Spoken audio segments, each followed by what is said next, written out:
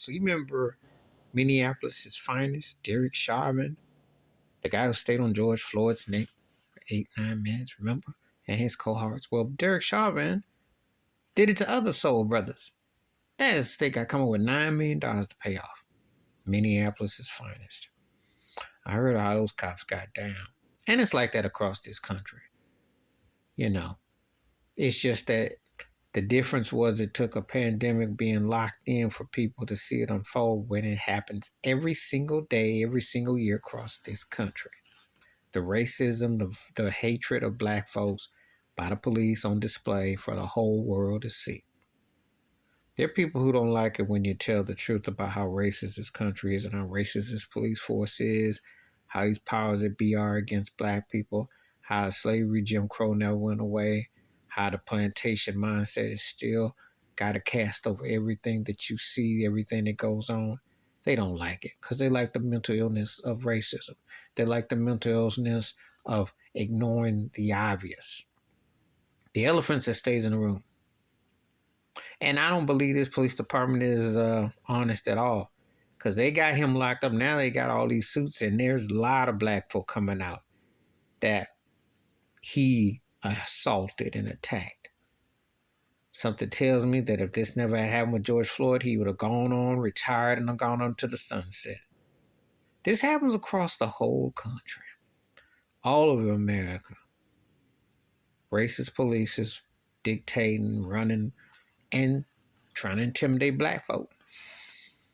The Jim Crow syndrome is real, and the complexion for protection, for the conditions, for the surroundings, it's alive and well. You know, it's a shame that it comes out like this because all this money that they acknowledge, you can't bring him back. You know, so when they decide to fire and step on necks and kill and lynch, where is the justice? This is what's been going on for 400 plus years, almost 500 years in this country. And no one is doing anything about it. You know, no one. Because as long as you have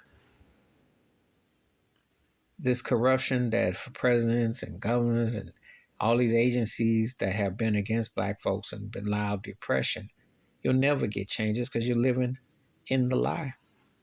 They have never had any president or anyone to come out.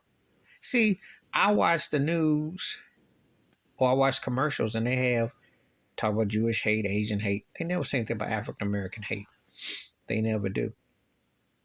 George Floyd was a revelation, but there are millions of George Floyds, black men, who've been lynched in this country. And the many, many, many million, hundreds of millions of dollars that have not been bestowed back. So what Derek Chauvin did, he just happened to pick the wrong time. And only because that video was rolling that it happened. For not for that, him and the countless other black men, the people that he attacked, would have gone unknown and nobody would have cared. Because I tell you all the time, America does not like black folks. Kanye West had what he said about George Bush back in the day when he said he doesn't like black people. But America doesn't like black people. For if they did, they would treat black folks like they are very much part of this country and not the selective ignore button, not the institutionalized systematic racism. And they would be afraid. They'd be afraid of accepting Jim Crowism, accepting white privilege. Because it is going to be very real karma.